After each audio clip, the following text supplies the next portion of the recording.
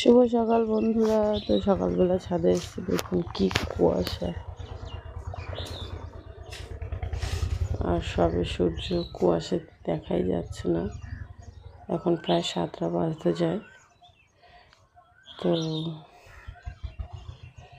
এই দেখুন, এসেছিলাম দুটো লেবু নেওয়ার জন্য, লেবু জল খাওয়ার জন্য লেবু নিতে এসেছি। তাই এত কুয়াশা, দেখুন যেন শীতকালে ফিরে এলাম আবার।